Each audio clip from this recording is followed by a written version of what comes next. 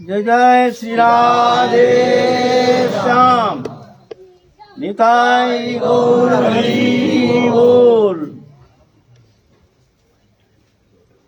हमारे आलोच्य विषय चल रहा है पतित पावन अवतार भुवन मंगल भुवन सुंदर प्रेम पुरुषोत्तम अखिल रसामृत सिंधु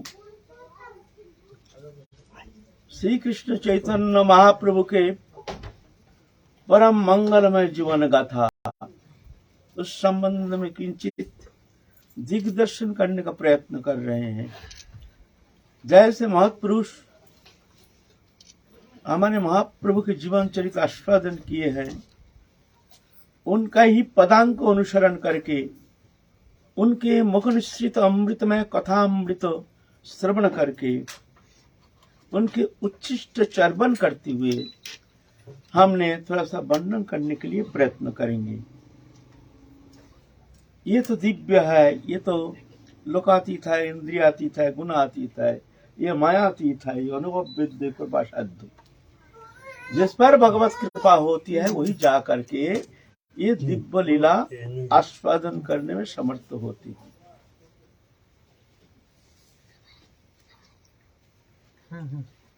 देखने में लगता है प्राकृत भगवान जब भौम लीला करते हैं तो देखने में लगता है जैसे प्राकृत मनुष्यवत। कभी भगवान मनुष्य लीला को अतिक्रमण नहीं करते हैं, साधारण मनुष्य जैसी लीला करते हैं। हाँ, कभी कभी भगवत्ता का प्रकाश तो हो जाता है, लेकिन होने से भी क्या है, होने से भी मूढ़ व्यक्ति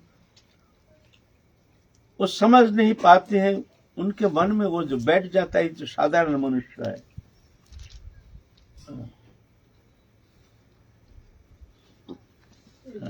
नाहं प्रकाश सर्वस्व जोगमय समावृता मूढ़ोऽयं न विजानाति लोकमं अजम् अव्ययम्।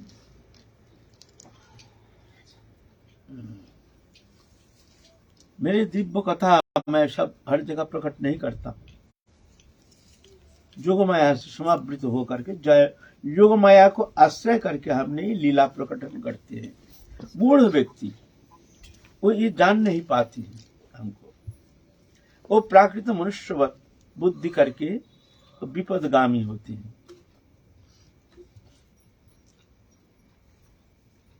भगवान कृष्ण जब आए थे कौन जानता था जो पूर्ण ब्रह्म सनातन। दुश्मन को मारते मारते उनके पीछा करते करते भगवान के ब्रज लीला समाप्त हो गया। ब्रज में लौट के आने का मौका ही मिला नहीं। सब दुश्मन दुश्मन, बोलो भगवान का दुश्मन। यहाँ से मथुरा जाने का बाद सिर्फ दुश्मन दुश्मन, सब दुश्मन दुश्मन दुश्मन, भगवान के दुश्मन। तो ऐसे हैं भगवान, ऐसे लीला करते हैं। वही भगवान को देख करके शिशुपाल जरासंध आदि जलते हैं, देख करके जलते हैं। भीतर में भयंकर कष्ट अंतर्दाह होता है कृष्ण को देखने मात्र से ही। और वही ब्रज गोपिका भी वो कृष्ण को दर्शन कर रहे हैं। कितना भेद। ब्रज गोपिका अपने नेत्र को धिक्कार दे रहे हैं, विधाता को धिक्कार देते हैं। जो देखो विधाता का सृजनी शक्ति है ही नहीं, है तो विधाता लेकिन उनके सृजनी शक्ति है ही नहीं।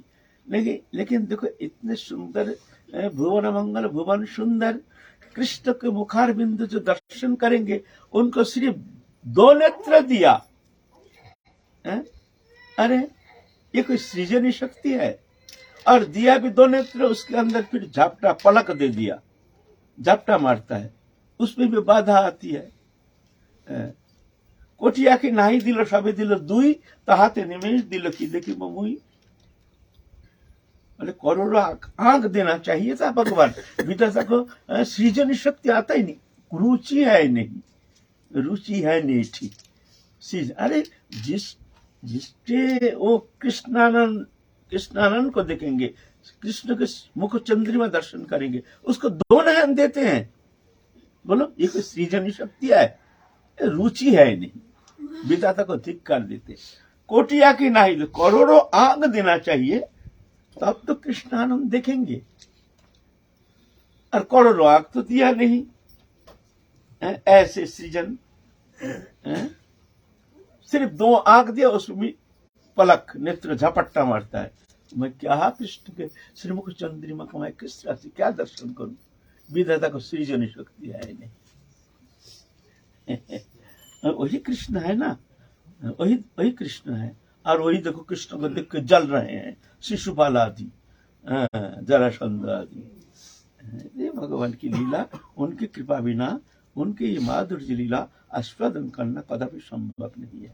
जिस पर कृपा करते हैं वही जाके ये लीला के किंचित मात्र आस्वादन करने में समर्थ हो सकते हैं। इसके लिए चाहिए समर्पण, राधा रानी के चरण में समर्पित हो करके, राधा रानी को हृदय में धारण करके फिर जाके भजन करने से, उनके हो के भजन करने से फिर राधा रानी की कृपा से वो सब जान जाते हैं। ददामि बुद्धि जोगं तंग जिनमाम उपजान्ति तेषांगे वनुकम परत्वहं अज्ञानजं तमो नाशयामि आत्मभवस्तु ज्ञानदिवनभाष्यता। उसको मैं ज्ञान देता हूँ, फिर वो जान जाता है, उसके भीतर मैं बैठ जाता हूँ, बैठ करके उसके भीतर मैं भक्ति रूप प्रदीप प्रज्वलित कर देता हूँ, फिर वो जान जाता है। ऐसे थोड़ी।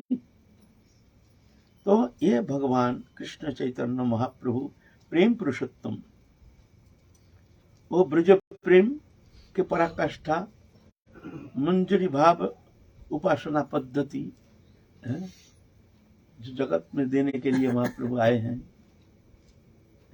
वो प्रेम पुरुषोत्तम भगवान की अमृतमय लीला गाथा। नवद्वीप लीला, नवद्वीप लीला में तो भगवान एक प्राकृतिक मनुष्यवती है, जैसे एक संसारी जीव जिस तरह से आचरण करते हैं, विद्वत्ता अभिमान में अभिमानी होकर के भगवान आनंद कर रहे हैं, नवद्वीप में विचरण कर रहे हैं। विश्व विजयी बड़े वक्ता जो है, विश्व विजयी विद्वान, उनको पराजित करते हैं। सब जय जयकार देते हैं महाप्रभु का, श्री कृष्ण वो तो गौरांग महाप्रभु का। और वही महाप्रभु आप संन्यास लेके अति विनम्र दीनहीन होकर के महाप्रभु चल रहे हैं। वही भाव, वही महाप्रभु, लेकिन भाव में बहुत परिवर्तन आ गया। संन्यास लेकर के एक विनम्रता, एक दीनता। ये दीनता है भक्ति प्राप्ति साधन का सर्वश्रेष्ठ प्रधान वस्तु। भक्ति प्राप्ति के लिए दीनता जहां है वहां भक्ति है, जहां दीनता नहीं वहां भक्ति नहीं। जहां अभिमान वहां उस हृदय में भक्ति देवी ठहरती नहीं है। दीनता, अपना को हीन ज्ञान अयोग्यता बुद्धि, इसमें ही प्रेम, इसमें सर्वसिद्धि। चैतन्य चैतन्य कहते हैं अपना को हीन ज्ञान अयोग्यता बुद्धि, इसी में ही प्रेम, इसी में सर्वसिद्धि। जगत में सब योग्य, हम ही सिर्फ अयोग्य, विधि निषेध सिर्फ हमारे लिए। ये लोग मानते नहीं है, शास्त्र विधि निषेध पालन नहीं करते, बोलते हैं नहीं उनके लिए नहीं, विधि निषेध हमारे लिए। सब योग्य हैं, सब भगवत जन हैं।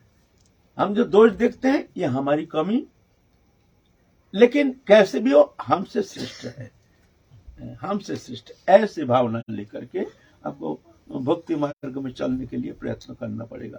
तो आप जाके भक्ति देवी कृपा करके उस हृदय में बैठ करके उसको, उस भक्ति रस को आस्वादन कराते हैं।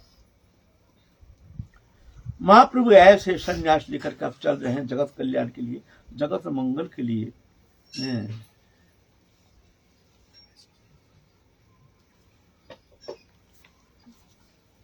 अपने भक्त वृंद साथ हैं, सब चल रहे हैं। महाप्रभु अकेला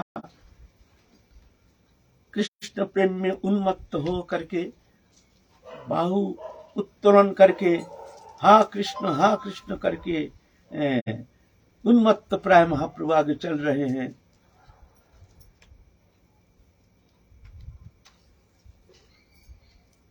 साक्षी गोपाल, हम लोग साक्षी गोपाल संबंध में आस्वादन किए हैं। काल साक्षी गोपाल पार करके आए हैं महाप्रभु भुवनेश्वर। भुवनेश्वर महादेव जहां भगवान महादेव विराजमान है, भगवान का अभिन्न विग्रह है।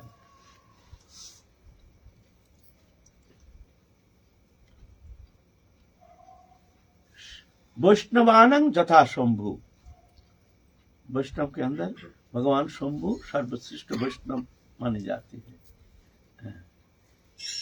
शिव जी ये भुवनेश्वर महादेव थे काशी में, तो वहां काशी नरेश था द्वापर युग में। परम शिव भक्त होने का कारण शिव जी को भजन के द्वारा प्रसन्न किए हैं। प्रसन्न करके शिव जी से प्रार्थना किए हैं, जे प्रभु आप हमारे साथ दो, हम द्वारकापुरी आक्रमण करेंगे, वहां हमको विजय प्राप्त करना है। तो भगवान भोले बाबा कुछ जानते नहीं है, सरल सीधा तो तथास्तु कह दिया। और वहां भगवान के दरबार साक्षात भगवान, वहां शिव जी का थोड़ी चलता है। तो वो तो हार गया, हारने का बाद शिव जी गए हैं लड़ने के लिए द्वारकापुरी। तो भगवान सुदर्शन छोड़ दिए हैं। सुदर्शन आ करके सब तस तस करके काशीपुरी को जला दिया। जब काशीपुरी जला दिया, भगवान शिव जी का जो स्थान है वो भी सब जल गया, भस्म हो गया, सब शिव जी दिखते हैं। ये तो भगवान साक्षात पूर्ण ब्रह्म सनातन। तो हाथ जोड़ के प्रभु से कहते हैं, प्रभु अब बोलो मैं क्या करूं। तो भोले बाबा तुम बहुत सरल हो, तुम बात बात में तुम भक्त जब पूजा करते हैं, तुम्हारी उपासना करते हो, इतना जल्दी प्रसन्न हो जाते हो, प्रसन्न होके उनको वर देने के लिए तैयार हो जाते हो। ये सब झंझट में तुम मत पड़ो। तो मैं क्या करूं, हमारे काशीपुरी तो जल गया, अब मैं क्या करूं। बोलते भोले बाबा चलो हमारे साथ, हम जगन्नाथपुरी जाएंगे, वहां तुम हमारे साथ भुवनेश्वर जाकर के भुवनेश्वर रूप में तुम वहां विराजमान हो जाना, दोनों एक साथ रहेंगे, आनंद से रहना, छोड़ो झगड़ा, हमारे साथ चलो तुम भुवनेश्वर। तो भगवान कृष्ण ने भोले बाबा को लेकर के भुवनेश्वर चले गए। भुवनेश्वर महादेव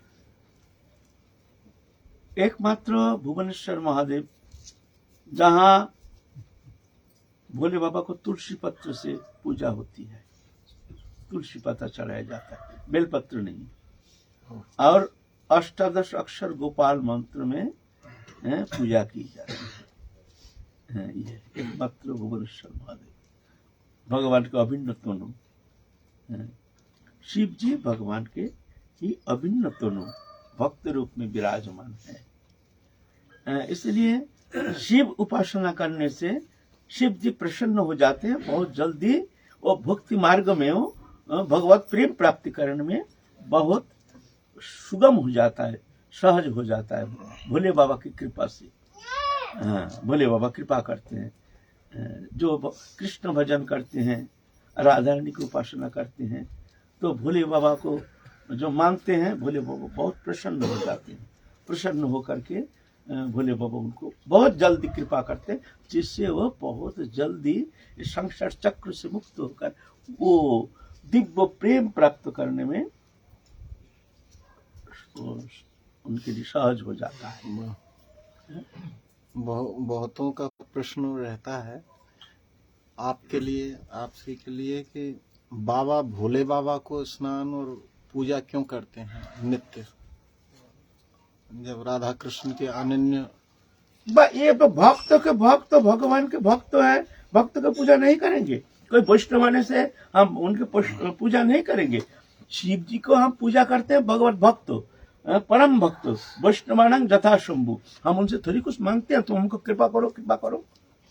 तुम्हारी कृपा करने कोई जरूरत नहीं। बोले बाबा कहते हैं कृपा की जरूरत नहीं, तुम भगवान परम भक्त हो, हम तुम्हारे प्रसन्नता के लिए, भगवत प्रसन्नता के लिए पूजा कर रहे हैं।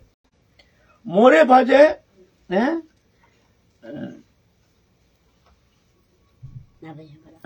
ना माने शंकर, यही पापे बहु जीव जाबे जमघर। श्रीमद चैतन्य भागवत में है। मोरे भजे ना मानाए शंकर, यही पापे बहुत जीव जावे जमघर। मेरे को मानता है लेकिन भोले बाबा को मानता नहीं है। भगवान का ही दरबार है सब। कि एक तो है जो अपने इष्ट को छोड़कर हम किसी को मानेंगे नहीं, किसी को पूजा नहीं करेंगे, ये एक मत है, ठीक है। और एक मत है सर्वदेव पूजिबेक ना होइबे तत्पर, सबार निकट मिंगे लबे इष्ट भक्ति बर। ये जो सृष्टि है सब पूरा भगवान का ही दरबार है, भगवान की सृष्टि है। नाहं प्रकाश सर्वस्व जोगमय समापिता, सब भगवान के दरबार, भगवान सब में है। अहं सर्वस्व प्रभव मत्त सर्वं प्रवर्तते इति मत्त भजन्ते मां बुधा भाव समन्विता। मैं ही, मेरा ही समस्त विस्तार है।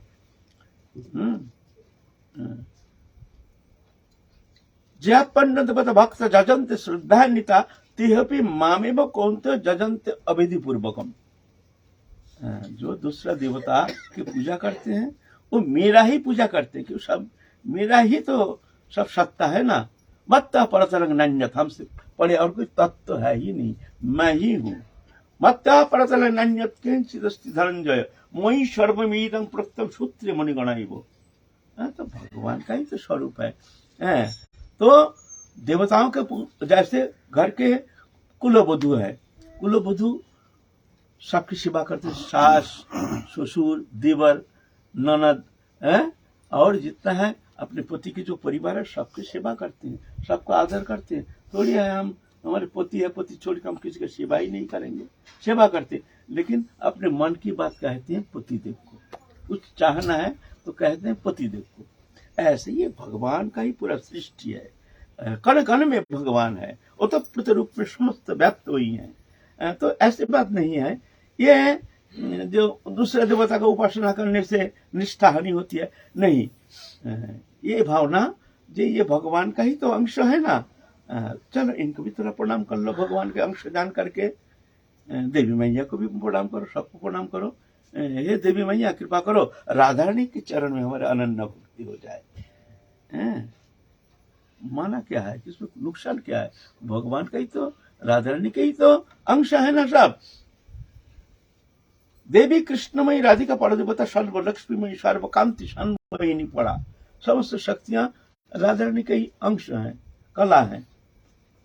तो उनको उपासना, उनको थोड़ा पूजा करना, प्रणाम करना, दंडवत करना, इसमें क्या हानि है हमारी? हाँ, हम अगर उनसे कुछ मांगते हैं, हमको ये दो वो दो, तो ये व्यभिचारी, तो ये व्यभिचारी कहलाएगा।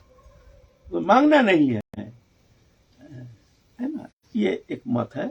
और एक मत है ना, किसी को मांगते नहीं हम, हमारे इष्ट से हमारी निष्ठा है, उनके चरण में ही समस्त मन प्राण समर्पण करके हम उनकी प्रसन्नता के लिए ही समस्त कर्म चेष्टा करते हैं। बस ये दो मत है। तो शिव जी सरल भले बाबा तो है ना, तो शिव जी का पूजा करने से भगवान जल्दी प्रसन्न होते हैं। एक बार हमने यहाँ आलोचना की है, एक बार पद्म पुराण में है, एक भक्त था शिव जी को छोड़ के और किसी को जानते नहीं थे। शिव जी को ही जानते हैं और किसी को जानते ही नहीं, मानते ही नहीं। भगवान भगवान और किसी को जानते ही नहीं है। बहुत सरल प्राण, जी जान दे करके मन प्राण तन मन समर्पण करके शिव भोले बाबा का पूजा करते हैं। तो एक दिन भोले बाबा प्रसन्न होकर के आविर्भूत हो गए हैं। कहते हैं बेटा वर मांगो। अचानक शिव जी को देख करके तो एकदम स्तंभित हो गए। अरे ये तो साक्षात हमारे इष्ट देव हाजिर हो गए हैं, आविर्भूत हो गए हैं। रोना शुरू कर दिए हैं, भाव विभावित तो होकर के रोना शुरू किया है। तो भोले बाबा कहते हैं भक्त तुम वर मांगो। तो अपने भाव को संवरण करके कहते हैं प्रभु मांगना तो हमको आता नहीं है, तुम्हारे चित्त जगत में क्या क्या वस्तु है, अनमोल वस्तु है, हमको तो पता नहीं। हम तो मनुष्य बुद्धि है, हमारी ये तो बुद्धि है, हम जानते नहीं है चित्त जगत में क्या क्या वस्तु है। जैसे भगवान के दरबार में जा करके थोड़ा सा दो केला चढ़ा करके एक लिस्ट लगा देते हैं, बेटा का ऐसे है, नौकरी नहीं है, बेटी की शादी होना चाहिए, हे प्रभु बेटी की शादी होनी चाहिए, घर में अशांति कलह, हे प्रभु ये ठीक होना चाहिए। माने दो केला दे करके दुनिया का एक लिस्ट लगा देते हैं भगवान के चरण में, है ना। तो यही तो हमारी ये तो कामना ऐसे है ना, हम जानते ही नहीं है। प्रार्थना करना आता ही नहीं है, इससे अतिरिक्त तो हमको कुछ आता ही नहीं है, आता नहीं है इसलिए हम जानते नहीं है। इस छोटा सा मासूम बच्चा को अगर कहा जाए तुम्हारा मन में जो चाहे वही मांग लो, छोटा सा बच्चा, तुम्हारा मन में जो चाहे वही मांग लो, वो क्या मांगेगा? 2 टॉफी। बच्चा है ना, वो क्या जानता है? जो हमको बोल रहा है जब, तो क्या क्या हमको मांगना चाहिए। एक राजा था, राजा का एक पुजारी था। पहले तो राजा अपने राज पुरोहित रखते थे, तो पुरोहित का जो प्रयोजन है राजा ही उसको देते थे, जो भी चाहिए, पैसा कौड़ी, संसार निर्वाह के लिए जो भी वस्तु चाहिए खूब उदार से देते थे। एक बार का हुआ उनको कुछ पैसा का जरूरत हो गया, और राजपुरोहित ब्राह्मण का, तो सोचे कहाँ जाएंगे, कुछ पैसा का तो जरूरत है, राजा तो हमसे बहुत प्रेम करते हैं, गए हैं राजा के पास जाकर के महाराजा तो बड़े ब्राह्मण भक्त हैं, आइए आइए पंडित जी आइए, बैठिए बैठिए, बोलिए कैसे आप दर्शन दिए हैं, बोलिए हमारे लायक सेवा बताइए। तो बोलते हाँ सेवा तो कुछ तो चाहिए, तो हाँ बताइए ना क्या चाहिए, बोलिए जो भी चाहिए मांग लीजिए, ऐसा कोई संकोच की कोई माने नहीं है। तो कहते हैं महाराज हमारा ना बस जरूरत हो कि 10 रुपया चाहिए। उस समय पहले के जमाने में हमारे 10 रुपया चाहिए। राजा सोचे राज दरबार में आकर 10 रुपया, बोले मांगना आता नहीं है, अरे भाई करोड़ रुपया मांगे, हीरा मोती जवाहरात ऐसे कुछ मांगेंगे, 10 रुपया। तो राजा क्या एकदम स्तंभित हो गए हैं, जे राज दरबार में आकर के 10 रुपया मांगना, ये तो मेरा अपमान है। तो पंडित जी की तरफ ऐसे देख रहे हैं, तो पंडित जी सोचे शायद ज्यादा मांग लिया राजा, इसलिए हमारी तरफ देख रहे हैं, इतना मांगना नहीं। जानते हैं ना गरीब ब्राह्मण हो क्या करेंगे। महाराज आप 5 रुपया होने से हम काम चला लेंगे। महाराज 5 रुपया होने से अभी हम काम चला लेंगे। तो ये बात हम मांगना आता नहीं ना, इसीलिए भगवान के दरबार में जाकर के कुछ मांगना नहीं चाहिए। भगवान सब जानते हैं, सर्वांतर्यामी। जब हम भजन करते हैं तो हमको क्या चाहिए क्या नहीं चाहिए, भगवान सब हमसे ज्यादा जानते हैं, क्या होने वाला है क्या नहीं होने वाला है, भगवान सब जानते हैं। कर्तुम अकर्तुम अन्यथा कर्तुम, सब कुछ कर सकते हैं, उनके पास क्या मांगना है, मांगना नहीं चाहिए कभी भगवान के दरबार में जाकर के, है ना। तो इस तरह से वो जो उनके भक्त थे कहते हैं प्रभु आपके चित जगत में क्या क्या वस्तु है हमको तो पता नहीं है, तो आप सबसे उत्तम जो वस्तु आपके विचार से जो उत्तम वस्तु है चित जगत में, आप हमको वही दीजिए बस। भोले बाबा एकदम स्तंभित हो गए। भाई ऐसा तो आज तक किसी ने मांगा नहीं। बहुत भक्त हमारे भजन करते हैं, कोई अष्ट सिद्धि, कोई नवनिधि, कोई जोग ये सब चाहते हैं, नाना प्रकार सिद्धियां चाहते हैं, भौतिक वस्तु पदार्थ चाहते हैं। ऐसी वस्तु तो किसी ने मांगा नहीं। और हमारे जो हार्दिक विषय सबसे उत्तम वस्तु जो है ये तो आज तक कोई जानता भी नहीं है, हमने किसी को कहा भी नहीं। हम हमारी जो उपासना करते हैं वो अष्ट सिद्धि नवनिधि आदि सब दे करके हम उसको दे करके उसको हम संतुष्ट कर देते हैं। हम तो आज तक किसी को कहे नहीं है। तो भोले बाबा एकदम आंख मोटा हो गया, आंख मोटा करके सीधा अंतर्धान हो गए, चले गए कोयलाश जाने से बड़बड़ा रहे बुड़। और माता पार्वती देखते हैं भोले बाबा के क्या हो गया, बुड़ क्यों कर रहे हैं, और आंख मोटा हो गया, ये हो गया। हाथ लगा के देखते बुखार जैसे आ गया है। क्या हो गया तुम्हारा, आज क्या हो गया, इतना टेंशन जैसे लग रहा है तुम्हारा, बुखार। अरे पार्वती मत कहो, मत पूछो, आज हम बहुत फंस गए हैं बुरी तरह से। क्या फंस गए, क्या बात है, तुम फंस गए हो ना। एक जन ऐसे हमारी उपासना करता है और हम बोला कुछ बड़ मांगो, उसने मांग लिया तुम्हारी जो सबसे उत्तम पदार्थ है वो वस्तु हमको दो। और हमारी उत्तम वस्तु तो क्या है ये हमने आज तक किसी को कहा नहीं, और अब उसका किसे बताए, हम किसी को कहा नहीं, कोई जानते ही नहीं, और ये हमको फंसा दिया, बताओ। तो पार्वती कहते तो बढ़िया है ना, इसमें दोष क्या है वो तो बताओ, लेकिन वो उत्तम वस्तु क्या है हमको बता। अरे ये तो और फंस गया, अब इनको बोलना पड़ेगा। बोल दे देखो हम बोल करके फंस गया, तुम मत पूछो हमसे, मत पूछो ना तो बोलना ही पड़ेगा। एक मनुष्य की क्यूरियोसिटी है, जो जो ना करो तो उस जानने के लिए मन बार बार उसके पीछे भागता है। आपको अगर कह दिया जाए कि आपको हम एक ना गोपन बात कहेंगे तुमको पीछे, अभी बोलो क्या है, अभी बोलो, अभी बोलना पड़ेगा, है ना, मन मानेगा ही नहीं जब तक। अच्छा ठीक है चल पीछे चलो, अच्छा वहां चलो, ताकि हमको क्या बात है, क्या क्यूरियोसिटी, पीछे सुनने के लिए तैयार नहीं, तभी बोलना पड़ेगा। ऐसे ही पार्वती हट पर गए, नहीं अभी बोलो, क्या गोपनीय वस्तु, क्या उत्तम वस्तु चित जगत में तुम हमको नहीं बताओगे, हम तुम्हारे अर्धांगिनी है, सहधर्मिनी है, हमको नहीं बताओगे। अरे तुम भी हमको फंसा दिया, ना तुमको बोलना ही पड़ेगा, तुमको बोलना ही पड़ेगा। तो कहते हैं देखो हमारे जो हार्दिक सबसे उत्तम मानते हैं वो राधा कृष्ण युगल विलास जो रास लीला है, यही हमारे सबसे उत्तम हार्दिक वस्तु है।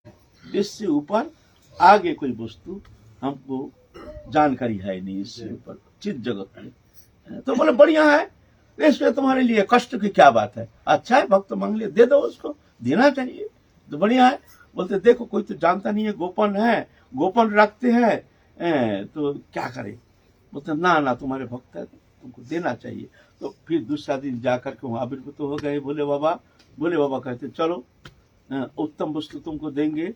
तो उसको जड़ चेतन ग्रंथि खुल करके उसको शुद्ध सत्य ले करके सीधा चले गए हैं गोलोक धाम, जा करके रासलीला में उसको पहुंचा दिया। ये देखो हमारे सबसे उत्तम हमारे हार्दिक वस्तु है ना। तो भोले बाबा का उपासना से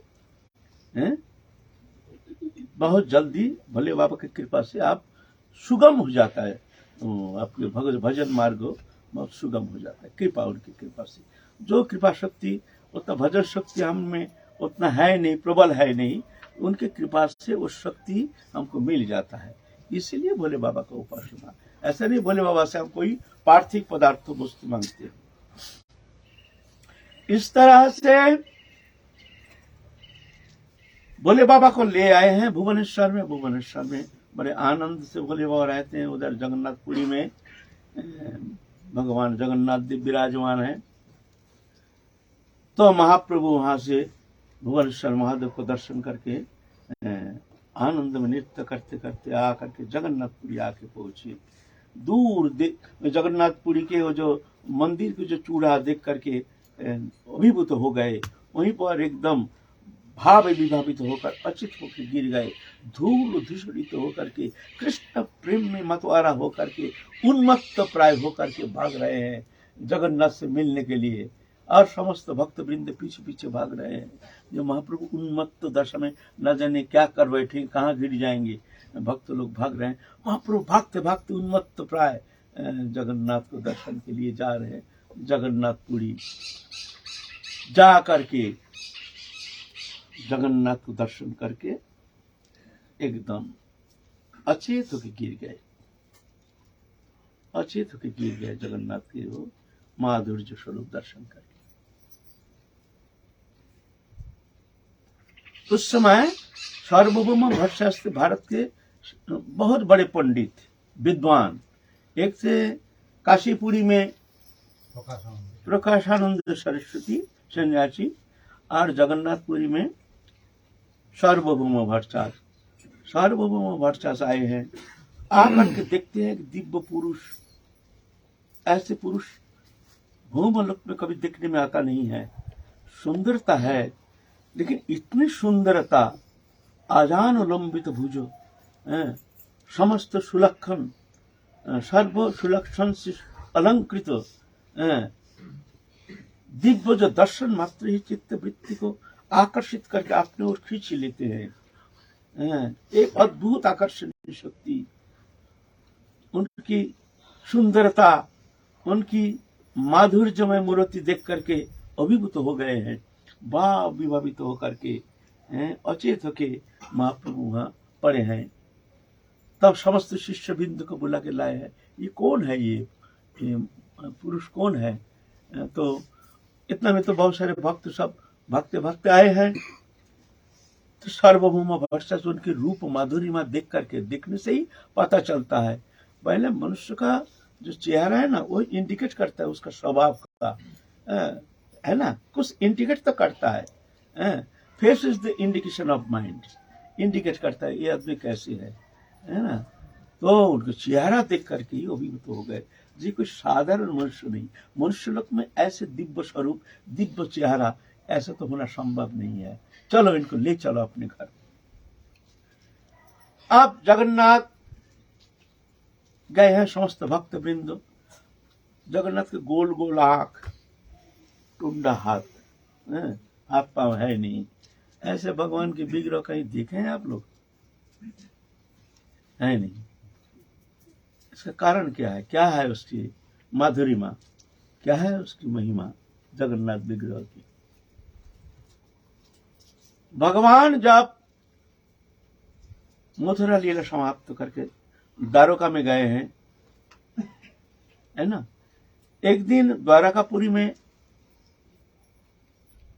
वहां दरबार में भगवान जाते हैं, कृष्ण बलराम दोनों जाते हैं और महल में रहते हैं सब स्त्रियां। तो समस्त स्त्रियां श्रवण किए हैं जो वृंदावन में ब्रजगोपी का जो प्रेम है, ये एक अचिंत्य, ये मन बुद्धि का अगम्य प्रेम है। जो प्रेम ये भाषा के अतीत, शब्द के द्वारा वह उसका वर्णन करना कदापि संभव नहीं है। कभी कभी रुक्मिणी के पास कृष्ण शयन करते हैं रात को, कभी कभी मध्य रात्रि में कृष्ण हा राधे हा राधे हा राधे बोल करके पागल प्राय हो करके भाग जाते हैं। फिर रुक्मिणी जाकर पीछे पीछे भागते हैं, भाग करके पकड़ के लाते हैं। ये क्या भाव दशा! कौन है ये राधा रानी? नाम तो सुनिए राधा रानी। ऐसे सत्यभामा, रेवती, जाम्बवती, सुलक्षणा, मित्रविंदा, कालिंदी, सत्यभामा, सभ्य आदि कृष्ण महिषियां, पाटरानियां, सब यही ऐसी दशा है। कभी कभी है रात को सोए हुए हा राधे हा राधे हा प्राणेश्वरी हा प्राणेश्वरी बोल के फूट फूट के कृष्ण रोते हैं। अखिल आनंद सिंधु वो रोते हैं, ना जाने किसकी विरह दशा में, किसकी अवर्तमान में, किसके लिए ये भाव दशा, ये कौन सा प्रेम है। तो कभी आलोचना करते हैं सत्यभामा, रुक्मिणी, जाम्बुवती, सुलक्षणा, मित्रविंदा आदि जी, हमें कोई प्रेम की कोई कमी है ना, सुंदरता की कोई कमी है, लेकिन हमारे प्राणनाथ इस तरह से राधे राधे करके कैसे पागल प्राय, उन्मत्त प्राय हो करके, कभी तो स्वप्न में इस तरह से राधे राधे करके होते हैं, तो कभी तो घर से निकल जाते हैं। कौन है ये राधा रानी? क्या उनकी प्रेम महिमा, एक क्यूरियोसिटी। लेकिन ईर्षा नहीं। हमारे भौम जगत में ईर्षा है। भौम जगत में हमारे जो इष्ट है या हमारे जो प्रेमी जन है, वो अगर दूसरे किसी को प्रेम करते हैं तो हमको सहन नहीं होगा, सहन नहीं होगा। ये ईर्षा, ये दिव्य जगत में है नहीं, वहां है नहीं। हमारे भौम जगत में गुरु भी अगर कोई शिष्य को ज्यादा प्रेम करते हैं तो दूसरा शिष्य कहते हैं वो ज्यादा ही तरह से दिखाते हैं गुरु भक्ति, है तो कुछ नहीं, ऐसा है तैसा है।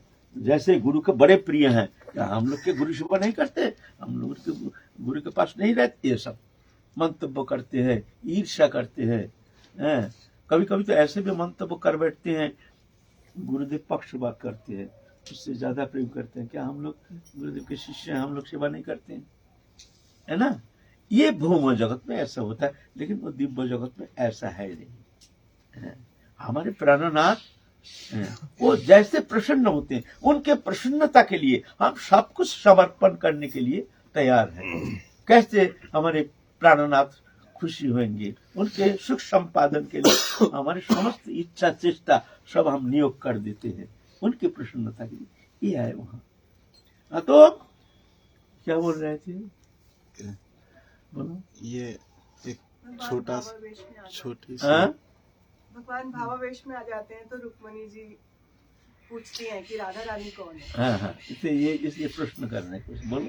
ये भौम जगत में जैसे एक गुरु के सानिध्य में रहते हुए मन में तो आता है कि शायद कहीं हमसे ज्यादा प्रेम अमुक गुरु भाई को करते हो बाबा।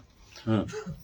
अच्छा, मन में पीड़ा होते हुए भी वो रहते हैं और मन में प्रश्न चिन्ह भी आ जाते हैं।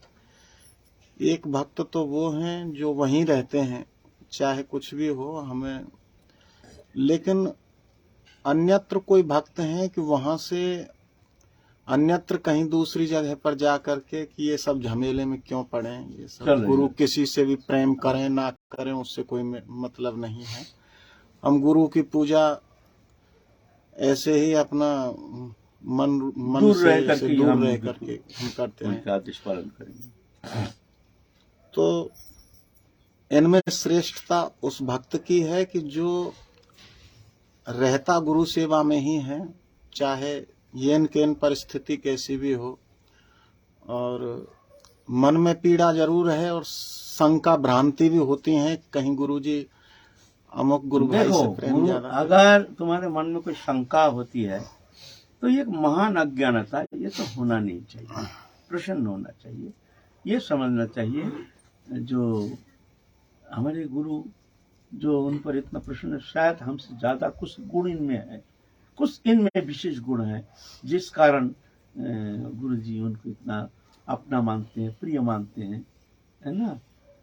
एक कहानी बताऊं, छोटा सा कहानी बताऊं, अब आगे प्रसंग। एक हरिद्वार की मामला है, हरिद्वार का मामला है। एक गुरुदेव अपने कईयों चेला है, अच्छे अच्छे विद्वान चेला है, उसके अंदर एक नवीन चेला अल्प उम्र विद्वान है, उनको महंत पद देने के लिए निर्वाचन किए हैं कि इनको महंत बनाया जाए। हमारे अवर्तमान हम भजन करेंगे, हमारे अवर्तमान महंत तो होना चाहिए। तो अपने छोटा गुरु भाई जो उतना विद्वान भी नहीं लेकिन छोटा गुरु भाई, उनको अपने चेला उनको चयन किए हैं, उनको महंत बनाएंगे, महंत पद में अभिषिक्त करेंगे। ये देख करके बड़ा गुरु भाई बहुत नाराज हो गए हैं गुरुदेव के ऊपर, जो हम प्राचीन है, बहुत दिन से रह रहे हैं, ये हमारे छोटा गुरु भैया है, काल आया है, विद्वत्ता में भी हम बहुत आगे हैं, हमारी ये क्वालिफिकेशन है, हम ये नवरत्न है, हुआ है, ऐसे तैसे, हमारी विद्वत्ता भी खूब है, ये उतना विद्वान भी नहीं है, काल आया है, हमको तो आश्रम का महंत बनाना चाहिए, छोटा गुरु भाई को महंत बने। ये थोड़ा सा कानाफूसी करके थोड़ा सा गुरुदेव का कान में पहुंच गया है, जो ऐसे ऐसे बड़े गुरु भाई वो ऐसे कहते हैं। गुरुदेव कुछ कहे नहीं। एक दिन वो बड़े गुरु भाई को बुलाया, भाई सुनो, गंगा के किनारे में हमारे एक झोपड़ी बना दो, हम वहाँ भजन करेंगे एकांत में, तुम्हारे हल्ला चिल्ला के अंदर हमारा भजन नहीं होता है, हम बस एकांत में भजन करेंगे, कुछ सुंदर करके एक झोपड़ी बना दो।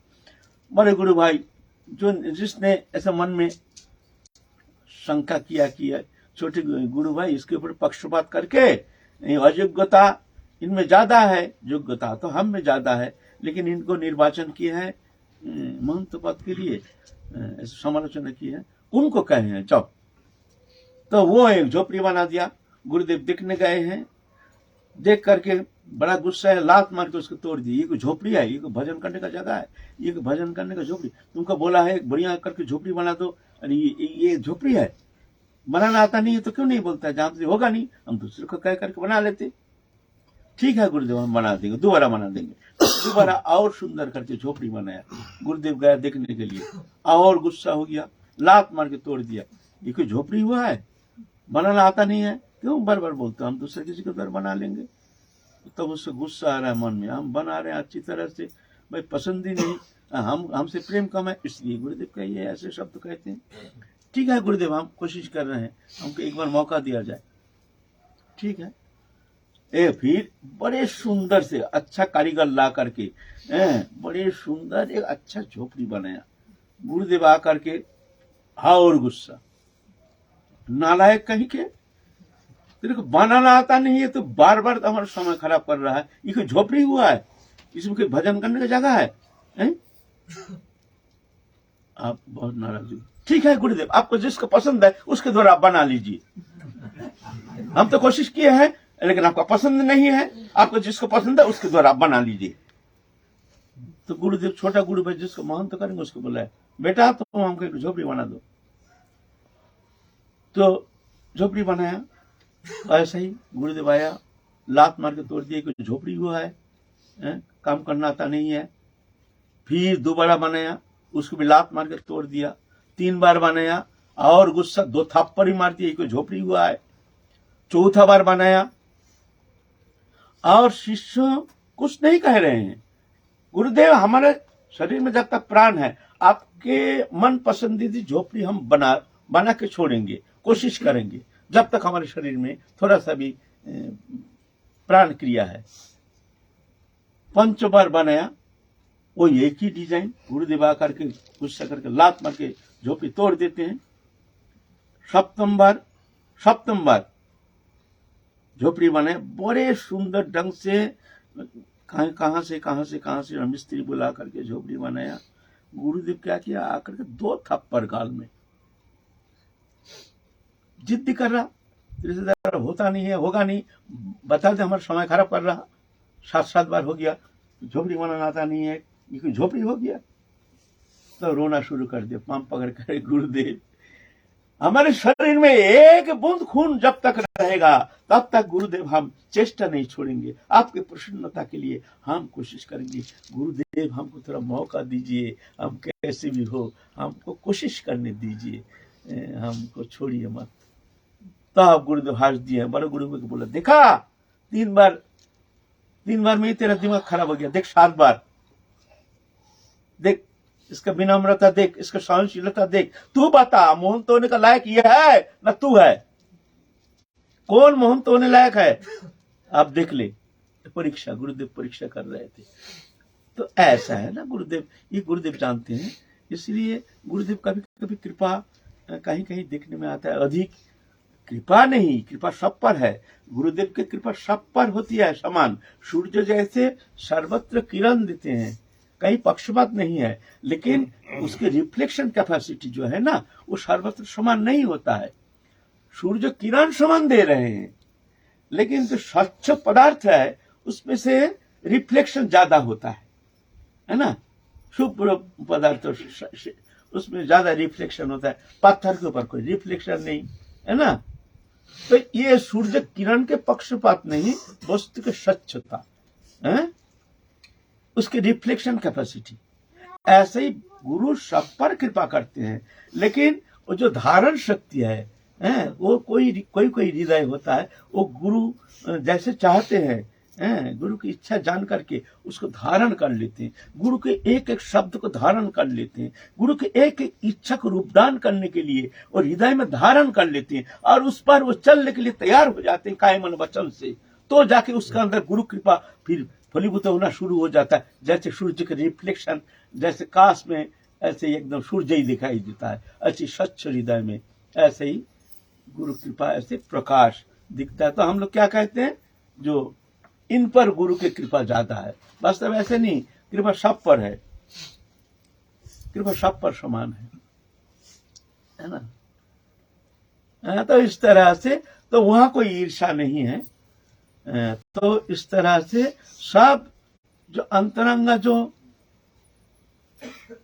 कृष्ण कांता है, सब जाकर के एक दिन आए हैं रोहिणी मैया के पास। कृष्ण गए हैं दरबार पे चले जाते हैं, घर में कोई नहीं है, रोहिणी मैया है, और रुक्मिणी, रेवती, सत्यभामा, जम्बुवती, सुलक्षणा, मित्रविंदा आदि सब पाट रानियां हैं, सब आकर के घेर लिए हैं रोहिणी मैया को।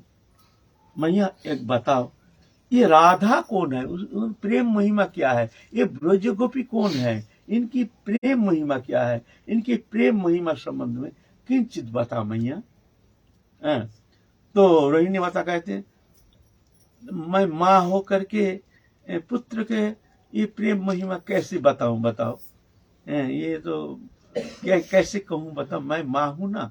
ये तो ऐसा मत बोलो, हमको आग्रह मत करो। ये कहना बड़ा मुश्किल है।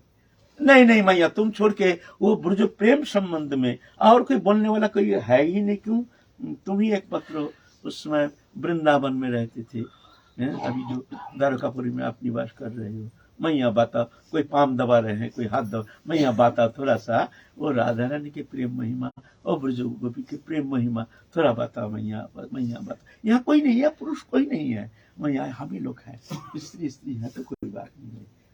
तो देखना, जिद कर रहे हो तो मैं तो ठीक है, कोशिश कर रही हूँ। एक काम करो, गेट पे किसी को खड़खड़ा दो, जो कोई भीतर प्रवेश ना कर जाए, कोई पुरुष, कृष्ण या बलराम हो और कोई हो। तो सुभद्रा तू जा, तो सुभद्रा को खड़खड़ा दिए हैं दरवाजा के गेट पे। कोई आने से बोल देना जे अभी आ रहा है कोई, प्रेम महिमा बताएंगे ना। तो रोहिणी मैया आप बोलना शुरू किए हैं वो प्रेम महिमा, वो दिव्य प्रेम महिमा, वो अचिंत्य प्रेम महिमा, वो लोकातीत, इंद्रियातीत, गुणातीत, वो चिन्मय, वो भावनातीत, वो सच्चिदानंद भगवान की वो प्रेम महिमा है बता रहे हैं। तो सुनते सुनते सुनते सुनते अब क्या हुआ, वो जो सुभद्रा है ना, सुभद्रा का हाथ पांव पिघलना शुरू हो गया। तो वो प्रेम, वो तो लोकातीत प्रेम है ना। वो कैसे प्रेम है ना, उस शब्द के अगम्य है। ये एक दिग्दर्शन मात्र, पिघलना शुरू हो गया, आंख निकल गया, हाथ टूंडा सा हो गया। इतना में वो जो उनके लीला कथा वर्णन कर रहे हैं ना, तो कृष्ण के भीतर में जाकर के उनको उथल पथल हो रहा है। कृष्ण बोल रहे हैं, भैया हमारा मन अच्छा नहीं लग रहा, जैसे हमको खींच रहे, मैया बुला रही है, मैं जाऊं, घर जाऊं भैया, अच्छा नहीं लग रहा। तो कृष्ण बोलते मैं जा रहा हूं। तो ऐसे बोल करके कृष्ण आ गए हैं। तो उसका भावाविष्ट होकर के सुभद्रा तो पिघल गई है, ऐसे आंख निकल गया, हाथ निकल गया, एकदम टुंडा हो गया पिघल करके। कृष्ण आए हैं, सुन रहे हैं, सुनते सुनते सुनते सुनते कृष्ण भी इस तरह से पिघल रहे हैं प्रेम महिमा। अब बलराम आए हैं पीछे पीछे, बलराम का भी अच्छा नहीं लग रहा, चलो। तो बलराम आके, बलराम भी वहां जाकर को शब्द, रोहिणी माता के शब्द, अद्भुत दिव्य जगत के, वो चिन्मय, वो जगत के सच्चिदानंद जगत के, इंद्रियातीत, लोकातीत, गुणातीत, दिव्य आनंदमय जगत के एक भाव सिंधु के उपान, वो शब्द वहां से आ रही है। सुन करके बलराम भी पिघलना शुरू कर दिए हैं, उनके भी हाथ पांव। तो इधर जगन्नाथ कृष्ण, इधर बलराम, विष्णु सुभद्रा, ऐसे एकदम हाथ पांव पिघल करके वो मूर्ति धारण किया, जो गोल गोल हाथ, टुंडा हाथ ऐसे धारण किए। सुन करके एकदम कौन लोक में पहुंच गए भगवान जाने, भगवान की महिमा भगवान जाने। इतने में नारद ऋषि नारायण नारायण नारायण करते करते तो वहां से रवाना हुए हैं द्वारकापुरी में। आ करके दूर से दिखते ये दृश्य, कृष्ण बलराम सुभद्रा, पहचान में आता नहीं है, हाथ पांव पिघल गया है, अद्भुत रूप माधुरिमा। इतना में रोहिणी माता का प्रेम लीला कहानी समाप्त हो गया। तो धीरे धीरे धीरे धीरे हाथ पांव ऐसे निकल गया, फिर स्वाभाविक हो गया, है ना। तो नारद ऋषि आकर के प्रभु के चरण कमल में दंडवत प्रणति करके कहते हैं, प्रभु आज जो आपके प्रेम माधुरिमा, प्रेम विगलित तनु आपको देखा है, ये अद्भुत, ऐसे अगम्य अचिंत्य ये स्वरूप, ये तो चिंता के भी अगम्य है। प्रभु आपसे हम एक वर प्रार्थना करते हैं, प्रभु हमको ये वर देना पड़ेगा। बोले बताओ ऋषि वर क्या चाहिए ना, तुम्हारे ये जो विगलित प्रेम विगलित तनु, इसका हम भौमलोक में इसका ही एक प्रतिरूप हम प्रचार करना चाहते हैं, भगवान कृष्ण के प्रेम विगलित स्वरूप। तथास्तु, ठीक है, उसका ही प्रतिमूर्ति जो है ना जगन्नाथपुरी में, कृष्ण बलराम सुभद्रा, ये लीला है वो, हैं? तो ऐसे वो दिव्य प्रेम विगलित स्वरूप देख करके महाप्रभु भाव विभावित तो होकर के ऐसे तो वहां गिर गए। फिर सार्वभौम भट्टाचार्य उठा के ले गए अपने घर ले गए, और सब भक्त वृंद भागते भागते आए, आके पूछते हैं यहाँ कोई ऐसे दिव्य पुरुष आए थे, ऐसे कृष्ण नाम में मतवाहरा उन्मत्त होकर के, प्रेम विभावित होकर के उन्मत्त प्राय होकर आए हैं, वो कहाँ है आप लोग जानते हैं? तो बहुत सारे लोग थे, बहुत सारे तो कहते हैं नहीं, वो तो एक जन ले गए हैं, वो सार्वभौम भट्टाचार्य अपने घर ले गए, ऐसे ऐसे वर्णन दे रहे हैं, ऐसे पुरुष एक जन जगन्नाथ को दर्शन करते ही वो भाव विभावित होकर के अचेत होकर गिर गए, उनको उठा के ले गए हैं अपना घर। तो सब भक्त फिर जा करके चलो सार्वभौम भट्टाचार्य के घर, सब कोई जानते थे, बंगाल में रहते थे सार्वभौम भट्टाचार्य, वहाँ के सब प्राचीन लोग जो है सब जानते हैं उनको, जैसे गोपीनाथाचार्य आदि, बोले चलो चलो हमको जानते, वो तो हमारे शाला लगता है, हम तो उनके बहनों ही हैं, चलो। तो गोपीनाथाचार्य आदि सब, मुकुंद आदि सब मिल करके गए हैं सार्वभौम भट्टाचार्य के वहाँ। जा करके आप सार्वभौम भट्टाचार्य के बहुत सारे लोग आए हैं, बड़े आनंद की बात है। फिर जगन्नाथ से प्रसाद मंगाए, प्रसाद मंगा करके सबको तो पंगत कर रहे, लेकिन महाप्रभु का अचित दशा गया नहीं है, वो तो शाम तक संध्या तक वो चेतन आया नहीं है।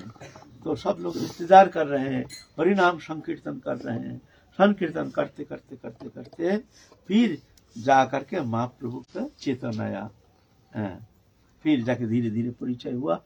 तो हम लोग आज ये सार्वभौम भट्टाचार्य के घर विश्राम करेंगे, वह देखेंगे काल महाप्रभु क्या लीला करते हैं, क्या करते हैं। फिर आज तो रात भी हो गया, आज हम लोग कहीं नहीं जाएंगे, आज सार्वभौम भट्टाचार्य के घर ही हम लोग, यहीं पर महाप्रसाद आ रहे हैं, आप लोग प्रसाद पाके जाइएगा। जय जय श्री राधे श्याम, निताय गौर हरि भगवान की जय। आप बता रहे थे विग्रह का बहुत सारी लीला है, विग्रह करते हैं, कल टाइम नहीं हुआ था, ठीक है बताएं विग्रह की लीला, जैसे विग्रह की बहुत सारी लीलाएं हैं, आप बोल रहे थे साक्षात लीलाएं ऐसा ऐसा होता है विग्रह का, तो सबका विश्वास के लिए कल किस दिन बताएं? लीला बताएंगे, हाँ, आलोचना करेंगे। 11 बज रहे हैं।